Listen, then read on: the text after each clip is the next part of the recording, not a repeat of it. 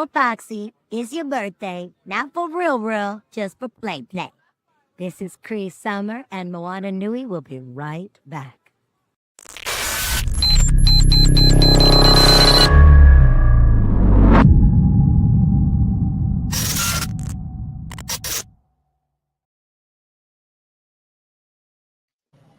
Aloha, everyone.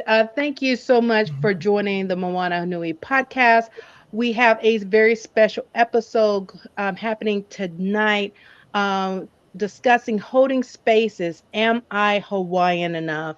And with this, I'm going to go ahead and hand it over to our very special co host, Kuma Michelle Manu. And she's going to go ahead and kick everything off for tonight's show. So, Kuma Michelle, I hand it over to you. Mahalo, Dana. Aloha kako. Today we're discussing a question that many Kanaka Maoli whisper about, get attacked online about, get confronted about when we are on our aina, or carry quietly in our pu'uvai or na'au. And the question tonight is, am I Hawaiian enough?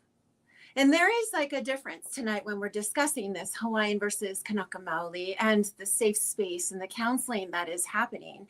There's a difference between Kanaka Maoli and Hawaiian because Hawaiian is modern. Kanaka Maoli, speaks to our sacred or kapu, indigenous beliefs, our mo'oku auhau. And Hawaiian speaks to Hawaii nei, what we are and who we are and what we do today. So Hawaiian culture today holds everything, ancestral beliefs and Christianity, kalo and plate lunch, Kanaka Maoli sovereignty alongside U.S. governance and military presence, maluhia inside occupation, and the daily reality of non-indigenous systems forced onto our aina. So today I just want to open up and welcome the Kanaka Mano Wahine we have here, our prominent, beautiful panelists that are really spreading our culture and really living and really embodying our ancient ways in our modern world. And so I would love to turn it over to Ipo now to go ahead and introduce your team and what you're doing and where you're doing it and how this came about. Ipo. Aloha kumu. Mahalo so much for that intro, for your time, for what you do, and for having us on today. We are all super grateful to be here and to have the space to be able to talk more about the topic of being Hawaiian enough and kind of, like you said, the counseling or the support group style work that we're doing around that. I think what I'll do is I can give just like a really quick intro into who I am. And then I think the intros for the others come best from them themselves. They have such a rich background that will help to provide more context for the work that we've been doing. So, aloha kako, I am Ipo. I am Kanaka Maoli, born on Oahu. My family is from both Kauai and Hilo from Hawaii Island, but I was raised in Southern California. I've moved around a bunch.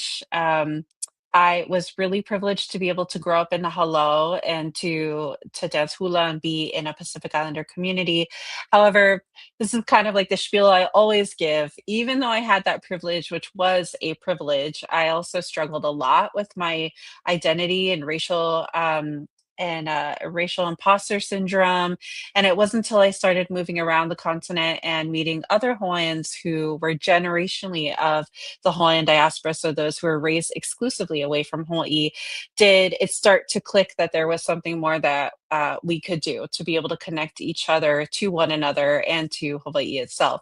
Eventually, that informed Hawaiian Diaspora, which is a grassroots organization, and that's what we're dedicated to is supporting the Hawaiian diaspora in both large and small ways. And so, really, that's just like the short story of me, Ipo.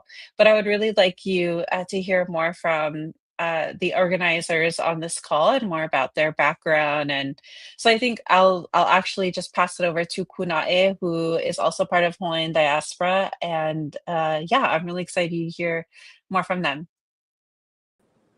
Aloha mai kako. My name is Kunae. I am Hawaiian, originally born and raised in Pennsylvania. I'm also an adoptee, which has also really, I think, like magnified a lot of the themes present in diaspora discussions more. right? Like what Ipo touched on, identity questions, cultural questions. I got reconnected to Hawaii during TikTok, during COVID on TikTok.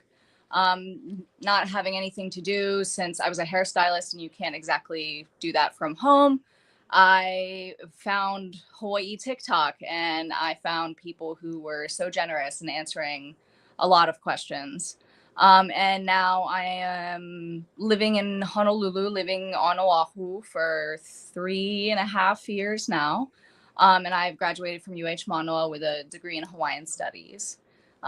So it's been a crazy road to get here, but I'm so happy that I've met Ipo and got to contribute to Hawaiian Diaspora. And I didn't say I am the community liaison or Lahui liaison for Hawaiian Diaspora, especially as a member of the group that lives in Hawaii. So, mahalo.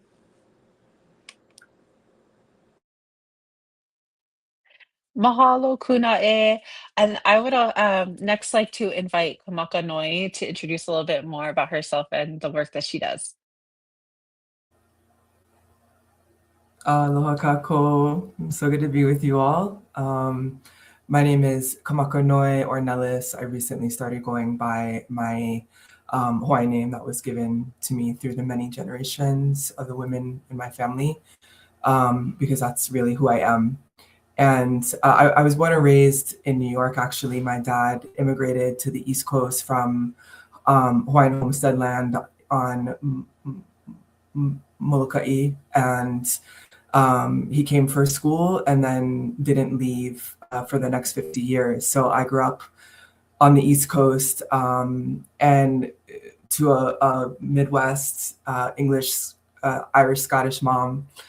And so being mixed has just been a big part of my life and my journey, and always feeling like I was disconnected from my heritage, primarily my a Hawaiian heritage. Even though I was able to go back to visit often with my family and to see my family, I'm a fairly like white assuming Kanaka, and often felt like I was an outsider. Even though nobody made me feel that way, I just never quite felt like I belonged. So it's been a huge journey of mine being able to recognize and work with my own feelings of like, am I Hawaiian enough? That was a whole journey. And that journey actually brought me to counseling. And so I've been a therapist for the last 15 years, and I primarily support mixed and BIPOC folks who are really wanting to work with intergenerational and historical trauma that often lives in our body. And through both that counseling work and then my own healing work, it's just been such a joy and a passion to support other BIPOC in this work. And then in the last, 3 to 5 years, really working with other Kanaka Maoli to work with their own shame as well, so that we can all reclaim our culture and our heritage. And my hope is to actually really join the fight for sovereignty for our lands and for our people. So that's what really brings me to this work and why I'm so passionate about it, and really passionate about like liberation work in general. So how do we, as oppressed, peoples and descending from oppressed peoples, reclaim our lands and our sovereignty together? So thank you so much, and kick it over to Anela as well, who I'm so happy to work with. Mahalo, Tita. Aloha mai kako. It's so lovely to be with you all. My name is Anela. I'm of the Ohana Barboza, and I live on Mokuo Keawe today. And I was raised in Northern California. So my parents are actually from the Vietnam time. My dad went away to join the Air Force. My mom went away and went to school in Hayward. They met. And so I was born and raised away. A couple of my cousins are also like from the diaspora, but by and large, the rest of my family was still at home. So when I was growing up, I was one of those kids who was assimilated into white culture and then got to spend my summers at home with my grandparents, and got exposed to all the things home in this really like bifurcated kind of dual reality type of way, where when I would come home, if I just never said anything, then no one would ever know. And if I came home, if I came back to the continent, if I said the right things, then maybe nobody might know. Yeah, or at least if they were talking to me on the phone, they wouldn't know. So I kind of spent the whole my whole life thinking that I was one of those people who was just all by myself out of my own little moku, just trying to blend in with the rest of whoever was rolling around in the land and the dirt where I was. And it's really only been after my kids got to college age, they both decided they were going to come home. And so they both left the United States and came over to come to school on Oahu. And that made everything possible for me to really explore again. Am I Hawaiian enough now to come home? So I made the trip in 2022. And I've been here now living in what's my family home. My mom came home about 20 years ago, so I moved home and now live here. And I would say that this like exploration of am I Hawaiian enough? It's like something that had to brew quietly inside my na'au all my life. You know, I was like a year ago old when I met all of these beautiful like other Kanaka Maoli who are now my sisters in my ohana. And I realized, 5 years ago on the Moana that I wasn't alone. There were other people out there who were all over, where I was living in Minneapolis and, all over the world, feeling like, how do we connect? How do we stay tied in with where we come from? And that really brought me into the work that I do as a somatic practitioner. It's all about like finding what's true inside the body, and like living who we are from the inside out and being really honest about that. And so like once I had done that work and figured out how to just like stand in my own skin and be brave enough to come home, it just made sense for me to keep doing that work and deepening that work. And so that's what I get to do now with people, largely like a lot of what Kamakanoe said, like BIPOC folks who are living in diaspora, folks who are living in forced dispossession of land. Those get to be the people that I spend all my time with now. And it's really a blessing, and like a blessing and a gift to be with all of you. Mahalo. So Ipo, would you like to go ahead and ask your first questions about what it was like to be contacted by you or each other, on how you felt about holding space, what that meant? Were there any hesitations or boundaries or conditions that any of you felt needed to be there before you agreed to do this and step into your kuleana? Mahalo, Kumu. Yeah, yes. I would really love for everyone to hear more from Kamakanoe, Anela, and Kunai about what came up for them. I will say when it turns out we were all at the same time thinking the same thing. So we all met at different at different times, but it turns out that like through the similar conversations we were having, this question kept coming up that was like, is there a support group for this kind of thing? Like, should there be? What does that look like? And so, us as Hawaiian diaspora organizers itself, we had thought, especially me and Kuna and another, because Kuna is one of our founding members, and we have another founding member as well.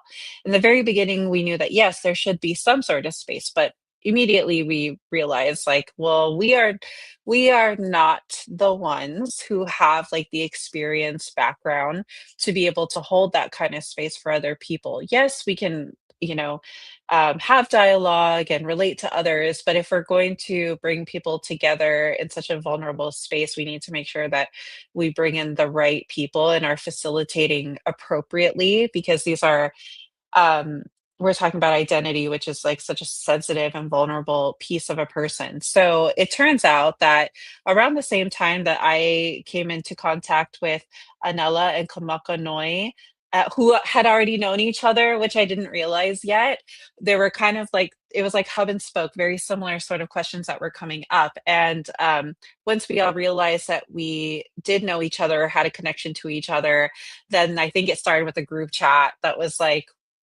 what should we do? And so then we had reached out to Kamakanoe and Anela and got like, as well as some folks from their spaces like Ulele coaching and some of our volunteers at Hawaiian Diaspora. We got on a Zoom and we were like, what is this? How should we do this? So I am really interested to hear more from Kamakanoe and Anela as the co-facilitators. What kind of came through your minds when we approached you about this? Because this is, both a simple and a heavy question. Like, how can we form a support group, but what should we know going into a space like this, and how can you help us grow it? I'm happy to flow in first about this. Yeah, I started dreaming about it first. It came to me in dreams, and it came also through conversations that Anela and I had, both as people who had to work through a lot of our feelings about our Hawaiianness on our own, basically, not having a lot of spaces where we had others that we could really be within that, who could get it. And really acknowledging like that call kept happening, that call kept happening to have a space where others could get it. Because I mean, for me, my most of my ohana still lives in the islands, yeah, and then my dad actually moved back, which is amazing. But to have the experience of being generational is a unique experience in some ways, and all that comes with it. And so I sat with it for over a year, and then Anela and I were talking about it too, and she was saying a lot of the same things, and like, how do we do this? How do we do this? Was some of what we had talked about, and that I connected to, that I wanted there to be a community, a way for us to be in this together. That's what our people would have done. That's what I wanted us to be able to offer, is how to be in this together. And that as those who would be facilitating the group too, that the people in the group knew that we could get it, that we got it, that we've been there, that we're doing this work, that we've been experiencing this too. That felt important, that there's not like this hierarchical kind of structure of like, we're the experts, that it's like we're holding this space, but that we're in this with them. So that felt important. Anela, anything you wanna add? Yeah. Mahalo for that. Everything Kamakanoe just said, I feel really resonant with. And then I think what I can say is, for me, what I'm starting to understand about the way that these like diaspora shapes start to happen is that no matter how much like I'm a part of things, there's still a part of me that thinks, I don't know if I belong here. I'm not sure if I'm Hawaiian enough, or I'm the right kind of Hawaiian, or the right kind of contribution to this space. So for me, it was real simple. I was like a yes. I was a yes from the jump. And then there was this little part of me that was like, oh, but do I still fit? Do I fit because now I live at home? Do I fit because I never learned how to have this conversation skillfully? Do I fit because I'm not, whatever? I had this whole list of things that I was like checking off and looking at people's faces to say, like, can I really be part of this community? And so I think what I needed to work through for myself is, can I really be like held and like loved and accepted as one of our community of diaspora, and not do harm? like, and not have impact on the people who haven't yet come home, or maybe I'm in a different place in my journey. And so how I show up then affects other people and how they see themselves. And so those were the kinds of questions that I was in, and I was asking, and really like leaning into the friendship and familial ties that I now feel with these folks who are here on the call. Thank you both, all three of you, for sharing. I guess we'll start with Kunae on the second question, which is, how do we distinguish between necessary protection of sacred Kanaka Maoli culture and harmful gatekeeping that fractures our own people, especially those disconnected by history, adoption, or survival? And perfect. You know, you discussed about being adopted and finding your way, and now being on the Aina. I think this is it's perfect for you to start in answering this. So how do you feel that we distinguish between sacred culture and harmful gatekeeping? Because I can tell you before you answer, I've experienced this in a sacred tradition in which I am a kumu in. Because we're Hawaiian or Kanaka doesn't mean that we should have access to all sacred traditions at any time. Or are some of us not mature enough, which is in every culture, right? In every peoples, where there is this exploitation, this big word, prostitution, this monetization of things that were once held very sacred. So what do you think, Kunae? Man, that's a big question. I think first of all, like, I'm super familiar with the experiences that you're alluding to, Kumu. I was actually in a talk story that you did like via Zoom a couple years ago. But yeah, so it's this idea of, I think, like modernity and us being a solely online community. I think we see this in pretty much every event that we plan, because a lot of them are online, because we are a digital grassroots organization. I think the beautiful thing about these platforms is that, right across dispersion, across adoption and displacement, we're still able to build these communities. But then there are very real concerns, right? It's like, well, how do I know who's in the Zoom room, right? How do we vouch for this? How do we do this? How do we, right, make sure that we can keep these spaces safe spaces? And that's something that we pour over for every event that we consider taking online. It's a lot of discussion. I know from the time that we started talking about this Am I Hawaiian Enough session to the time it launched, I think it was like pretty much a solid year, right? Yeah. Like from the initial ideation to like the actual event, it was a year. And I think even the weeks leading up to it, we were like, are we sure we're ready for this? Like, I think we should pour over it one more time.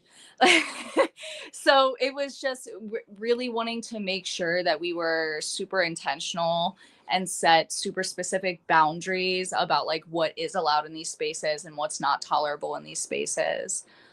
Right. Like wanting to make it feel welcome for everybody. And I think it's, yeah, with modernity and technology, it's this ongoing conversation on like should everything be kept sacred, and how do we discern that from gatekeeping? And that's why we've started doing more research and like building more alliances with people in like data sovereignty technology, and trying to really figure out like how to exist in these digital spaces and make sure that like we're the ones controlling where the mana is, controlling who has access to it, and in a way that is like proper like kapu boundaries and not necessarily like gatekeeping just because it's online, or like another big thing is cost, right? So like even trying to like keep things like free access or like super affordable access. I hope I answered your question. Yes, thank you, Kuna. Mahalo. So I loved it. Yeah, that was beautiful. It's such a fine line, you know, it really is. So Anela, would you like to go ahead and maybe give us your opinion on this? Harmful gatekeeping that fractures our own people versus sharing sacred traditions. Yeah. Oh. Yeah, you know, so I grew up in the 90s. Yeah, the 80s and the 90s, and it was before internet came along. And so I remember my grandma used to like clip out newspaper clippings and send them to me in the mail. And she'd wrap my Christmas presents in newspapers so that I could see what was going on in Hawaii. And that was like the way that we had access. And my grandpa would, for like 20 something years, until he got too old and wasn't going to upgrade technology, he would record the Merry Monarch for me, and then send it to me in these care packages. And that was really access. That was how I learned culture. And a lot of it was because there was like a couple ways that you had access. It was like either the way that was here in Hawaii, or there was the way that it was being translated and like commoditized and sold somewhere else. And so I had this relationship with like being, I would say, like a purist. Like if you ask me to make fried rice on a Saturday, it's always going to be the way my grandma makes it, just period. That's it. Right. And so this question like really gets to the heart of something for me. It's like, who gets to learn? Who gets to learn and have access to our like ike and our practices? And sometimes it's like it's location based and you have to be here, but then also it's like the integrity of the information is held inside of the relationship with the kumu, the relationship with the halal, and how does that get shared in the right way? And so I guess like how I think about it is, because I don't know the answer, I'm like wrestling around with things like, how do people get compensated for their energy and their investment of time and their investments of students so that they can be fed and taken care of and their health can be well? And then how do students get chosen when there's people who have access to live at home and people who can't? When there's people who have access to take off a Saturday and go and spend a whole day in the lo'i and people who have to work a third job? When there's people who have somewhere where they can go and have their learning needs met in person to learn Olelo Hawaii, and people who only have a book and can't like process a new language that way.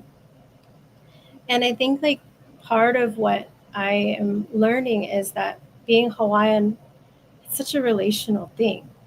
Like, and when we are separated from our land, we're also separated from all the people who knew who we were, all the people who knew our families, all the people who knew what we did and what we were good at and what we could contribute to our ahupua'a.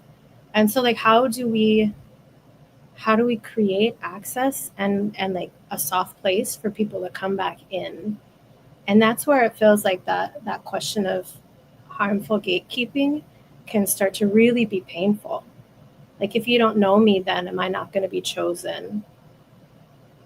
Or if I can't show up because I'm not independently wealthy enough to buy a home here, then will I not be able to participate?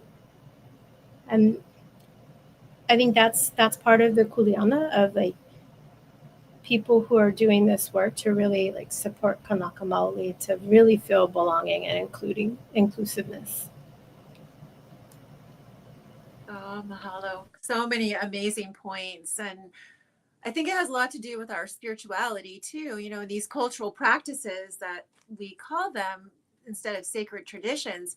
It's like if you're in survival mode and you're unable to even make your bills, put food on the table, eat healthfully so that you feel healthy, then these cultural practices really do seem like practices, then they seem like hobbies and seem like something that's voluntary versus what used to be for our kupuna, right? It wasn't voluntary. This was their daily life because they could. But because of the current structure in which we live in, Aina or off Aina, it's this commercial, commoditized, everything for profit, and eating chemicals. It makes us sick, and we have to focus on paying those bills and trying to feel better and get out of survival mode so that we can even ask these deeper questions. Am I Hawaiian enough? Am I contributing? What's my kuleana? Our kupuna used to ask, oh, who do you malama? What do you answer for?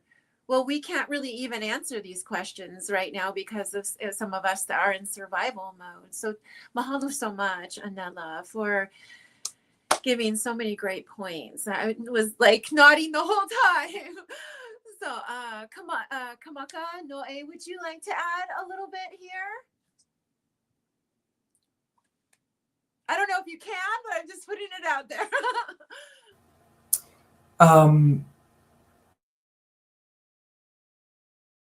Well, I'm glitching some, so I hope you all can hear me okay. I'm noticing I'm having some issues with my connection, so hopefully it sticks. No, I think what Anela shared and Kunae also is really beautiful, and they kind of took the words out of my mouth in a lot of ways. I think the piece I'm sitting with is also just the immense kuleana that it is to also receive these learnings. And so as much as it is to offer them, right, like you Kumu, who are offering these teachings and traditions, how much responsibility it is to learn them, and then to perpetuate them also. And so how do we hold that is part of the learning process, that it's not just about learning it and getting to have it, it's also how do we continue the perpetuation also and do that in a way that's pono. So I'm just sitting with that too, and I don't have the answers either, but I want our people to be able to experience our traditions. As somebody who wished I had been able to access more of it, many of us are hungry. Like, we are so hungry for these experiences, yeah, starving is a good word. And yet wanting to be respectful, but wanting to uphold this work. And it just feels really complicated. So, yeah, I think that's all that I'll add for now, but thank you for this conversation. Oh, mahalo. I think we all relate here. And Ipo, do you want to add anything to this response? Mahalo, yes, and I mahalo everything that these lovely mana wahine shared. I think I would like to add another layer to this, which is that the reality is that sometimes, especially for generational Hawaiians, so when we use that term, we mean those who were raised exclusively away from Hawaii. There are instances where some generational diaspora Hawaiians, like, they don't know what they don't know, right? Like, especially if they weren't raised with the culture at all. And so sometimes we see situations where, and Kunae knows this as somebody who has returned to Hawaii and graduated from Hawaii.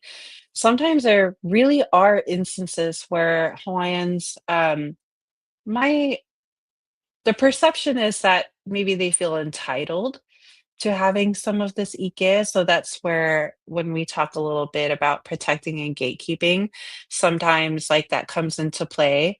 Um, but I think we just need to have some more grace and curiosity about what is leading them to that place. I think what I have seen, and this is through my own conversations that I have had with Hawaiians all over, that from both Hawaiians who have returned home or Hawaiians who are on the generational diaspora side, and then Hawaiians who are born and raised in Hawaii who are receiving these Hawaiians. And I've heard these situations where especially for those who go for school. Maybe they live their most of their adult life away from Hawaii, and then they get a chance to be in Hawaii. And again, if you have a Western kind of perspective or framework or lens, it is really hard to take that off. Again, they don't know what they don't know, and so sometimes that ends up in a little bit of tension.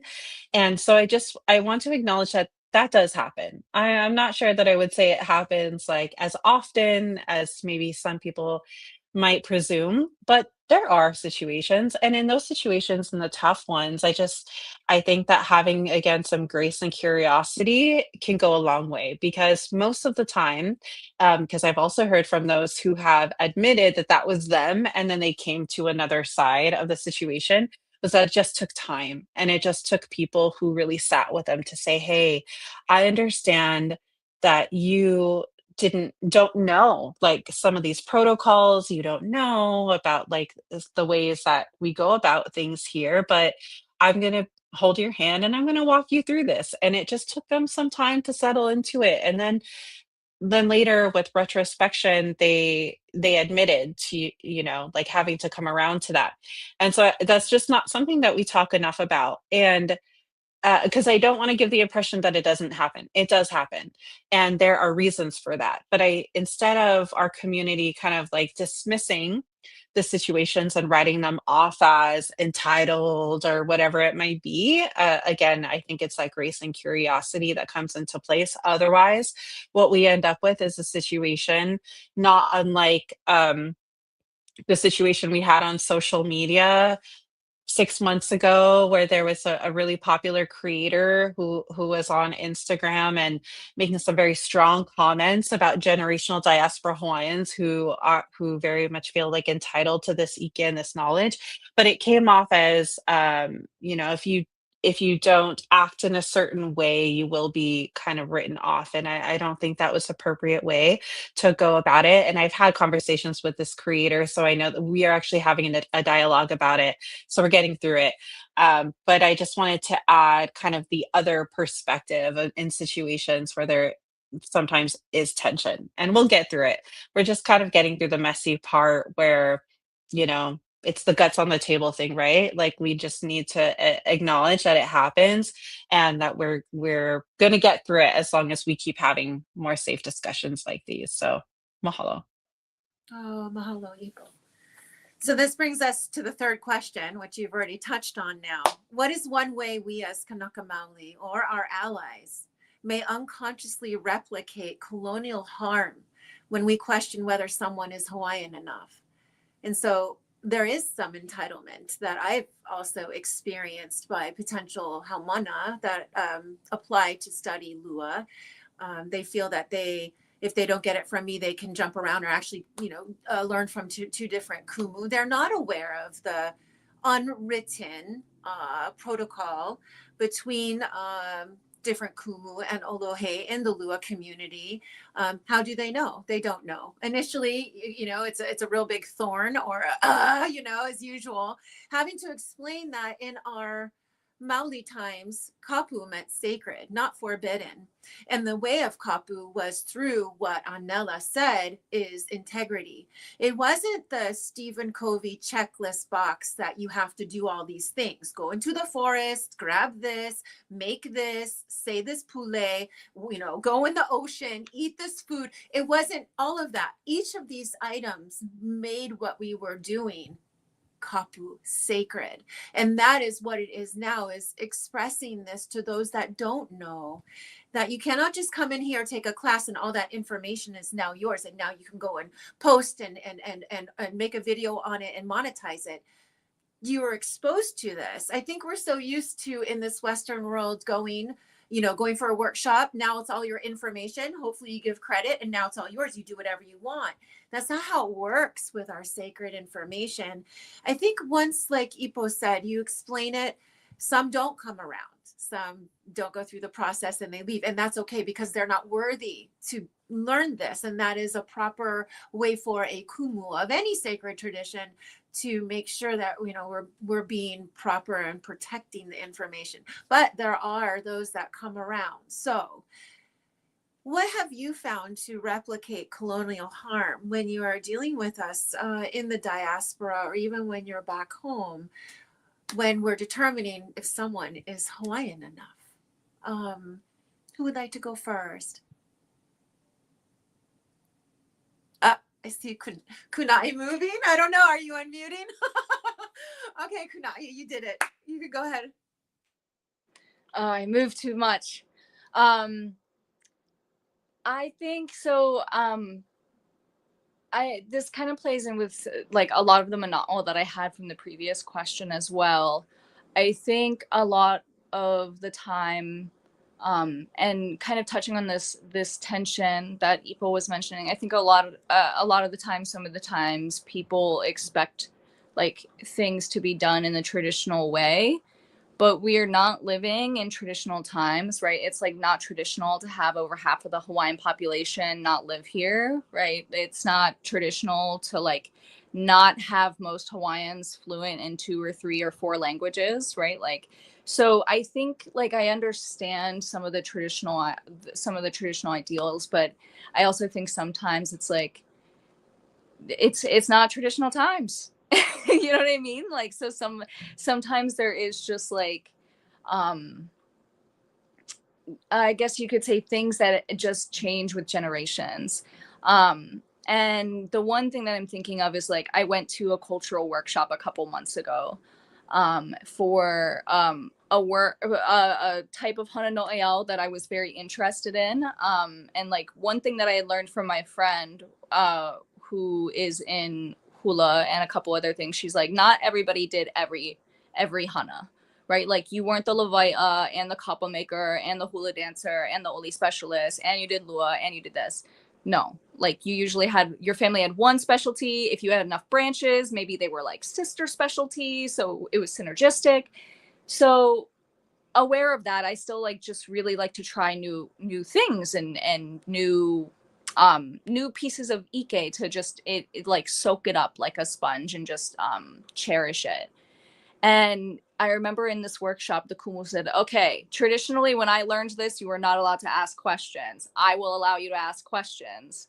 And then by the end of the weekend, he said, Kunae, master of questions. Do you have any more questions for me? So, and it wasn't even pejorative. It was very like he was just kind of teasing me about it. But so I reminisce on things like that when I think of like the way that our traditions and the way that we handle our traditions have changed in modernity. Yeah, like that. And that's just where my head was going as we were talking about different traditions. No, I love that. And it's true because our kupuna were very innovative, right? So they would be here on Zoom with us, right? We are, on our electronic platform, and they were just brilliant. And so we are them now, and we're operating and doing our best. And they evolved, right? It never stayed the same. So thank you for bringing that up. It looks like we lost Kamakanoe, so hopefully she will be back. Until then, I think Anela, would you like to speak about Yeah, this? yeah, mahalo. Thank you so much. Yeah, there's all these different things that come up for me, and at the heart of it, I feel like the word credentialing keeps coming back and back and back. The ways that we quietly look and evaluate at each other and ourselves. Like, even though we're in this question of, am I Hawaiian enough? I can feel it in myself and in the conversations that I have with other Kanaka Maoli, where we're like, are they Hawaiian enough? Right? Like, who really is Hawaiian enough? And what are the not so subtle ways that we check that in other people, right? Like, where did you grad? Where were you born? Who's your grandma? Right? Like, do you know how to olelo? Did your family keep its homestead? Right? Like, did you ever live here? All these ways that we start to look at how we how we create a hierarchy of who's Hawaiian and who's not Hawaiian. And then this whole like concept of like being Kanaka Maoli and being part of local culture is another thing, right? Like if you eat the foods, or like if you know people who are like, oh, so and so said that I'm more Hawaiian than Hawaiians, and I'm more Hawaiian because I'm Hawaiian at heart, right? So these are like these ways that we reinforce. Hey, Kalamai, am I stepping in it now? Here we go. All right, let's go. So all these ways that we reinforce proximity to this like image of what Hawaiianness is supposed to be. And if you're not that, then you're something else, right? You're in that something else category. And then you don't matter, right? Like I've been struggling these last few months about like, oh, I'm kind of like a kupuna in training now, right? I got my training wheels on, but because I wasn't raised here, like what mana'o things like matter to Hawaiians? Like what do they want to know from me? I didn't come from here. So there's like teachings that feel like I'm somehow like I should have known already, and because I didn't know, like I missed my window. And it comes out in the ways people are like, oh, how come you don't know where this is? How come you don't know where that gas station was? How come you don't know that this is the rules of where you're supposed to go with your canoe? Right? These kinds of things are like day to day. So it feels like there's like the big ways that we create harm and colonial violence against one another, as products of our own experiences of being colonized people. And then they come out in these like just small everyday interactions between people who we love and care about. And then we just carry it around because we don't quite know what to do with it. Yeah, I think that's what I got. Mahalo for that. It brings up memories of being called the quintessential Hawaiian girl. Oh, you hula, you surf, you teach lua. Oh, look at everyone looks like you. You look like everyone else. So these are some of the hurtful things that other Kanaka Maoli say to us, because we're diaspora and Western educated, yet working in our cultural traditions. So our sacred tradition. So very interesting. Thank you for bringing back that reminder, but it's relevant right now. I feel safe sharing that here, how hurtful, right? Especially when it's said in your home and it's said to you, makes you want to cut all your hair. And, and that's another thing, the neck tattoos and the knuckle tattoos and being 320 pounds. Just look at the way we portray our goddesses. They were healthy and chiseled, gorgeous and feminine, embracing that Loina, Wahine, the feminine principle. So we need to not be ashamed of what we look like, and we can still scrap, right? I mean, even if we're healthy. So that's always important. Not that we want to, right? But Ipo, would you like to add to this? Mahalo.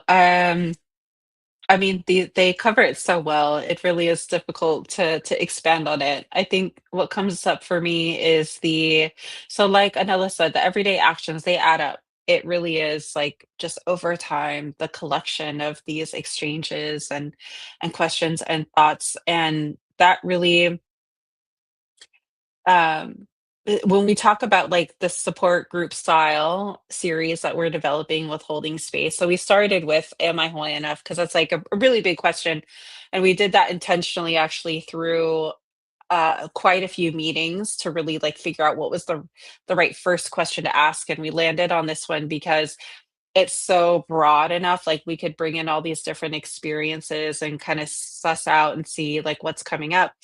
And what we realize now is that all these little everyday experiences are adding up to like these different kind of, if you were to categorize them, these different experiences that come out to different categories or labels. And as a result of a Western colonial lens. And so, what moving forward we are going to do is we're going to host these similar holding space conversations that are going to be dedicated to these different things. So example of that is like presentation, like that's something that came up in our group was how I look versus how I feel, that racial imposter syndrome.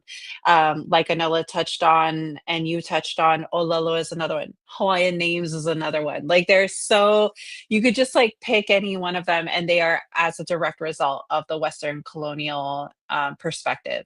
So there are many ways that we ourselves as Kanaka and as our allies and advocates can intentionally or unintentionally cause that harm. And obviously we know that the bottom line is history and generational trauma is why we end up inflicting that lateral hurt onto others because we are also victims of it.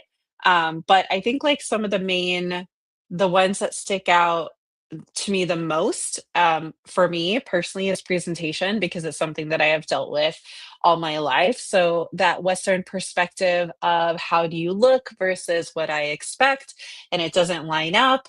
And then, of course, that can be further dissected into blood quantum, huge topic. Obviously, we're not getting into that now, but that is a huge issue and struggle in our communities. And then I would say specifically for diaspora or generational diaspora is the Western assumption that, or tokenism, I guess, that if you relate to Hawaiian ethnicity, that you are all the same. And kind of like Anela touched on earlier is like, well, if you're Hawaiian, you should know what I know, which can come down to like the very specific gas station and or where you grad. I get that all the time every time I visit home, and it's so interesting because it's not by anybody's fault, but just naturally that question will come up and I'll say like, oh well, I didn't go to high school here, and they're like, oh. And like that's kind of a new situation for them. So the assumption or kind of the tokenizing, though, I think those two are kind of like the biggest sort of Western perspectives that I think are the most harmful to what we're dealing with as those in the diaspora right now. And then, like I said, will be broken down into future segments of holding space so we can tackle them and give them the dialogue and the air that it needs. So yeah, lots to say about that, but that's just kind of my high level manal. I love that. Thank you. This has been such an amazing 52 minutes with all of you, Mana Wahine. I want to just open the floor now for any of your final comments on this topic of, are we Hawaiian enough?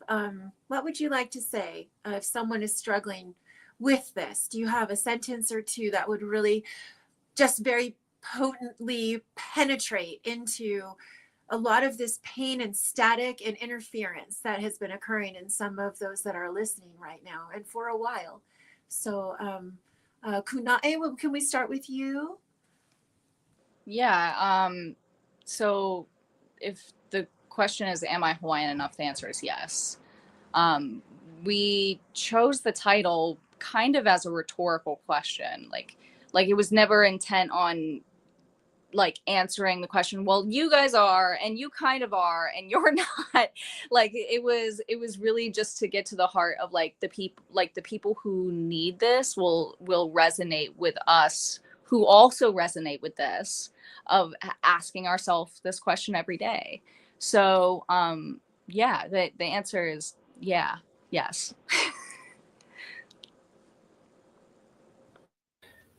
Come on. If it's okay. Oh. Yes, I was going to say, it's so nice to have you back. Thank you. I was dealing with so many issues. I couldn't hear you all. It was just. Yeehaw. Breathe. So yeah. Yeah, thank you all. The pieces that I'm sitting with is like nobody gets to decide that for us, right? So that doesn't come from the outside, it comes from in us. We get to decide how much of our Hawaiian heritage we connect to or don't connect to. That's up to us. Our Hawaiianness, that's up to us. Nobody gets to decide that for us. And so I think that's important to name.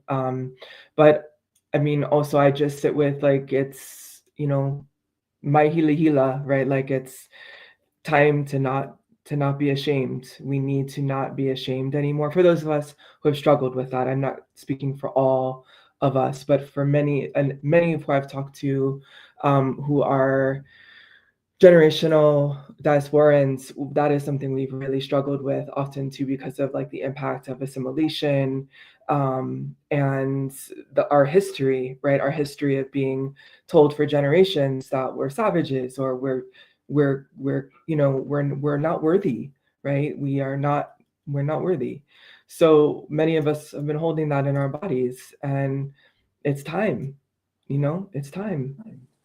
So Beautiful. Yeah, it's in our DNA, what our that's mother right. and our kupuna, and religion, right, exasperates that, especially as well. Hugely, Yes, hugely. Mahu and all of, so wonderful. Thank you, Kamaka. Anela, would you like to go ahead and give a sentence or two thought? Yeah, mahalo.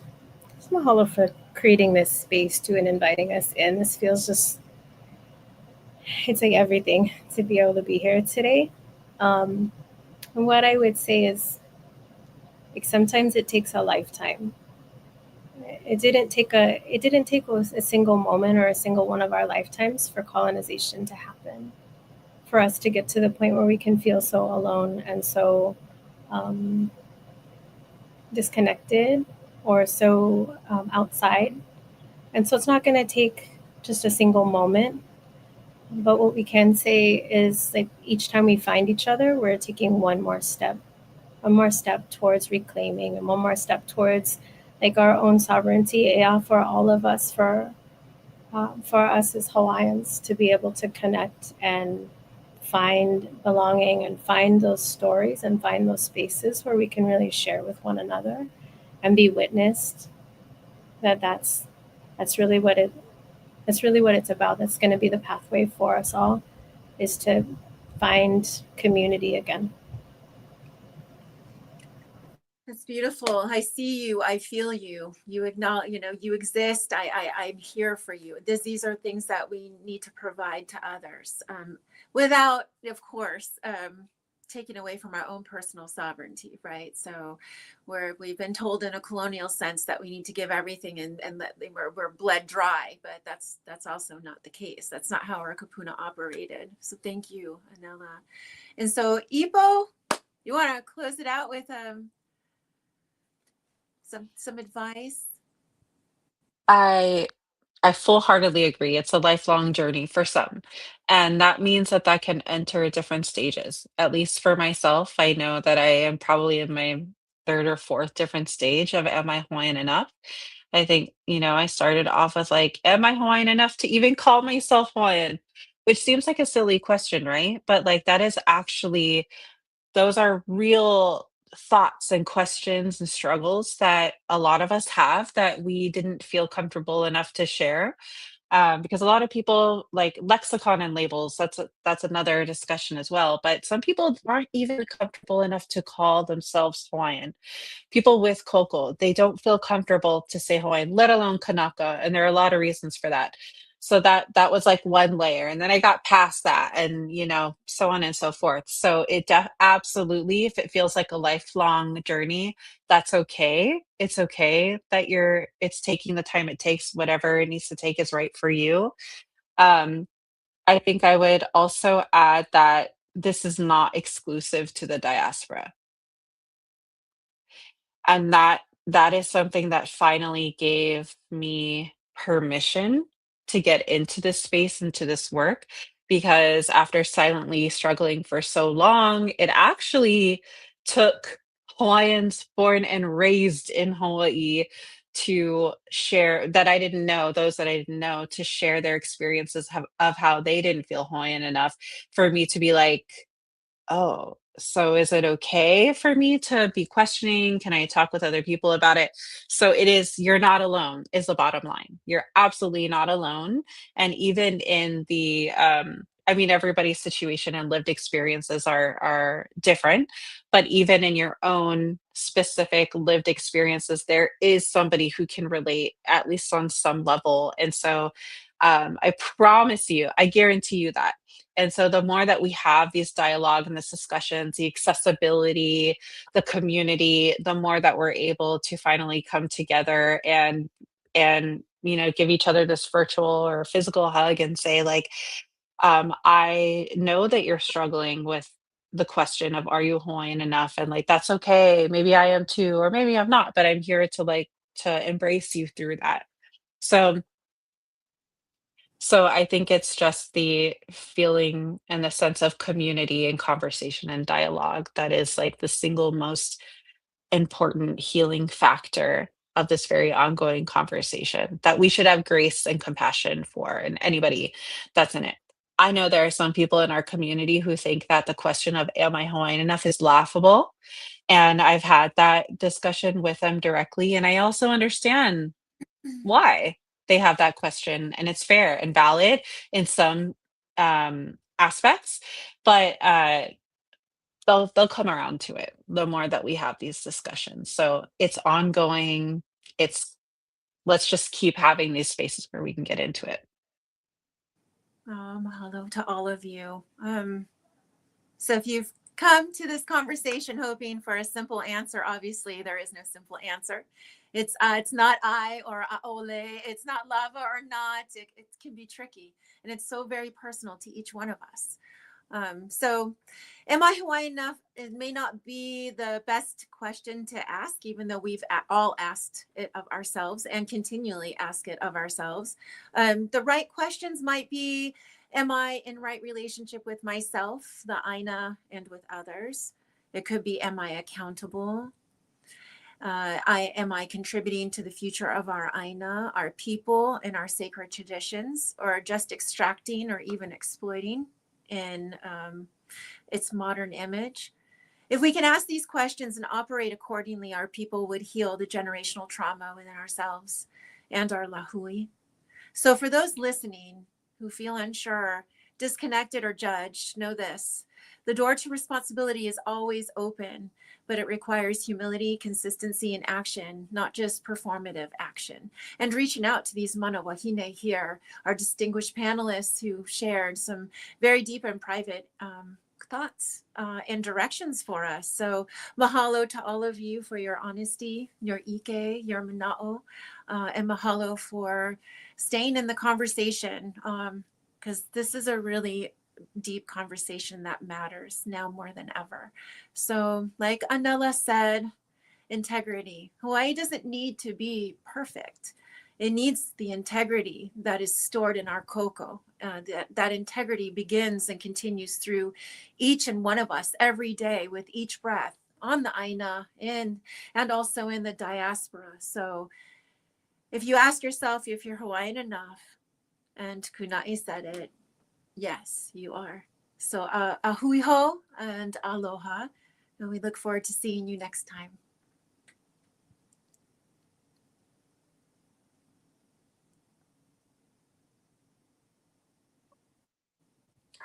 Oh, Kuma, I see we have a question. We do. Yeah, it looks like I see it in the chat, and then I think it might be highlighted right here. It says, do you folks think that these conversations are happening in Hawaii to be able to offer that understanding to our ohana in Hawaii? I actually haven't seen any. I don't know about the rest of you, Wahine, but I haven't seen any discussions like this taking place back home. So unfortunately, I'm not sure.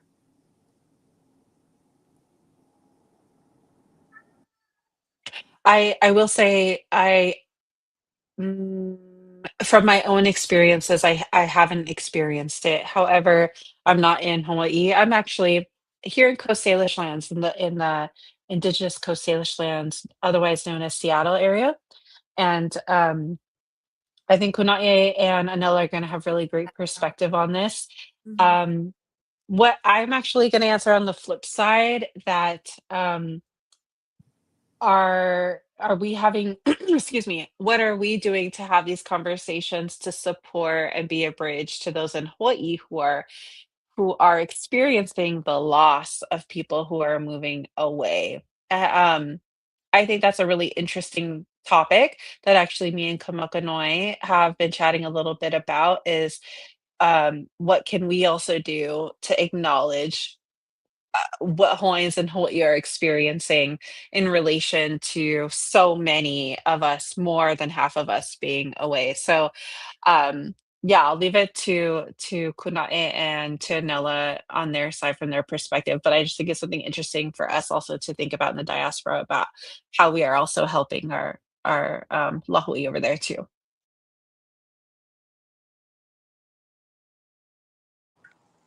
Yeah, the one thing that I liked that the person who left this question, they mentioned like offer that understanding to our ohana in Hawaii. And the topic of like what like of like ohana and what it how it changes, I guess you could say changes its function for especially like generational diaspora, right? Like what does it mean if it's your tutu but you haven't seen her in 30 years? Right, these dynamics of like how our ohana also deal with these same questions, right, of like, oh, like I Hawaiian enough if I do this or I don't do that. Then it's also kind of compounding their own identity, their own questions about themselves, when we're asking these questions sometimes, and so that can lead to some eha, um some hurt feelings, or yeah, you know, like it's all like aloha, but sometimes like from personal experience, I did not meet my ohana until I was 27, like ever for the first time. I met my koko, my ohana Hawaii, when I was 27. So like meeting people when you're an adult with a fully formed frontal lobe, right? like you're an adult, like past 21, past 23. It's really interesting to meet these people like later in life, and like you have an idea of like how you want to support Hawaii, or you have an idea of like how you're going to contribute to the lahui or contribute to the community, and like what type of job you want to have to exert your Hawaiianness. And then sometimes other people have very different opinions on how they've chosen to exert their Hawaiianness, and what they think is, I guess you could say, like beneficial, or justified. Yeah. So it's a really big, it's like even part of a bigger question. Yeah, because like having these conversations with individuals in Hawaii, Hawaiian born individuals in Hawaii, those with diaspora family, or those who just have diaspora friends, or people who have come home, or they've met a couple people who have been displaced. Yeah, and I think it's the goal is to try to have more of these questions.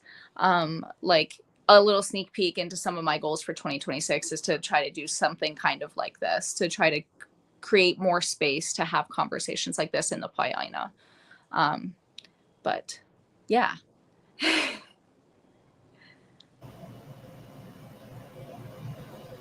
Mahalo kuna e. I think I'll just add here that I feel it in whispers. You know, as I get the privilege and the blessing to live at home now every day and really like feel what it's like to build pilina in community for the first time here. People are trying to get to know who I am, and you know, as I work with my own hila hila and shyness of like letting people see me, the point of connection that I often will find is other parents are like, oh yeah, my hiapo lives in Arizona, or I gotta go visit my brother who's out in New York. Right. So even if we here in Hawaii are here, we're one segue away from somebody who we love dearly who's not anymore. And so like what Ipo was saying, I think like that we're being touched, like Hawaiians are being touched by the separation of distance, even like more than, let's say, when I was growing up, and I was like it was like a kind of I don't know what the word is, but it was like a spectacle to see a Hawaiian who wasn't raised here. And now it's so common, and they're kind of like, oh yeah, I go over there to visit my grandbabies. And so I think those conversations, they start to come in these whispers of like, oh, but now I'm starting to understand the impact that's happening to my grandchildren who don't understand or they don't know the customs. And those conversations feel like maybe they're happening a little bit at a time, but that's how it seems like it works with us, like grassroots, one conversation, one relationship, one family at a time. Oh. I don't know if you got to see some of the comments that were coming up. It's beautiful. So mahalo to you listeners that placed that in the comments. Very important. And it's nice for us to know too, right? So Yeah. Yeah. Oh, so sorry. I wanted to give a shout out real quick because I see what's being highlighted is from Lealoha, who is running the Kalo Civic Club out here in the Pacific Northwest in Oregon. And she's amazing. They're doing incredible things. And so if you're not already familiar, please check them out. Kahlua is like amazing. And I also wanted to share that I got a message from Kamakanoe. She's on the fritz, like her computer and her whole tech setup is just a little clunky. So she just wanted to say aloha and for having her in the space in the conversation. And regrettably, she was having tech issues. okay. Well, it's a good place to stop tonight. And we can, of course, continue this if you, Wahine, would like to do so in the future. We can tackle another difficult question. So it's been my honor to be with all of you this evening. Mahalo very much. And there we go. Sis Dana's back. Aloha, everyone. Once again, we would like to give a big mahalo to our panelists for starting this conversation because it is definitely needed. Of course, as Kumu was saying, this is just the tip of the iceberg of this conversation. And of course, Moana Nui Podcast, we're looking at trying to make this into a series. So we're going to have ongoing conversations about different topics that affect the Hawaiian diaspora, but also us feeling are we Hawaiian enough in different aspects? Because offline, we're talking about names, learning the language. A lot of us were did not get the privilege of learning. Of course, going to school at in Hawaii for high school, it's like a very big thing. If you didn't go to school there, it's kind of so it's so many layers. We would love to dive further into and continue having these conversations with our panelists and other panelists who are interested in joining this conversation. So once again, everybody, thank you for tuning in. As you see on the banner at the bottom, please continue. If you are part of Diaspora here and you want to learn more and definitely be part of the conversations outside of this live podcast episode, definitely go to Hawaiian Diaspora's website and also go to their social media. You can find them on social media and both Instagram, TikTok, YouTube, and LinkedIn. So whichever is your form of social media, definitely connect with them and find out about upcoming opportunities to connect with other Kanaka that is here in the diaspora, but and of some of the conversations they are having with their organization. For those that are interested in following any of you on social media to stay connected, can you provide them what social media handles or where they can find you?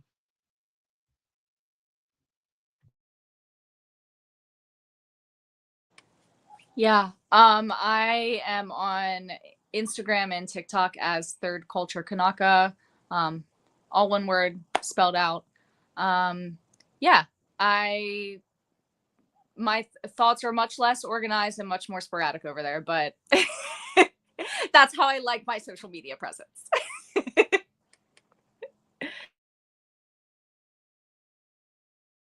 Anyone else want to share any of their social media handles or their business or organizations you would like for people to connect with? Yeah, you can find me on Instagram at Anela Barboza, or my coaching Instagram handle is Ulele_coaching. And I put it in the thing so you can see it over there. Mahalo. Mahalo. You already said it, Dana, at Hawaiian Diaspora, and I would just like to tail end that we in 2026 are planning to have much more frequent support style groups. So the first one, if anybody had been following, it was a much lengthier process that Kunahe had mentioned, but it is planned to be much more frequent and like less of a process. So please keep an eye out because like I said, we are going to get into the weeds, into like all the segmented topics. So hopefully there will be a space for everybody more often to be able to connect with others. Amazing. And Kumu. Oh, no. All these beautiful wahine. Yeah, this is the work they're doing, so they deserve to be followed and supported. So, which I'm going to do for every single one of you once we're done here. Yes, love it, love it. So everyone, once again, for those that are on the live, thank you for tuning in. And if you're watching this on the recording, definitely share this information for other Kanaka that are needing this conversation. And definitely, if there are topics that you're interested in Moana Nui covering, please definitely share it with us. You can email us at moananuipodcast@gmail.com. That's moananuipodcast@gmail.com for any topics of interest, especially around the Am I Hawaiian area. And then that way we can see about getting that scheduled in as future episodes. So everyone, once again, thank you so much for tuning in for the Moana Nui podcast, and to all of our wonderful panelists for this amazing conversation. And you all have a great evening and a great holiday week coming up. So everyone, have a great evening. We'll talk to you soon. Bye, everyone. Mahalo, mahalo, Kumu.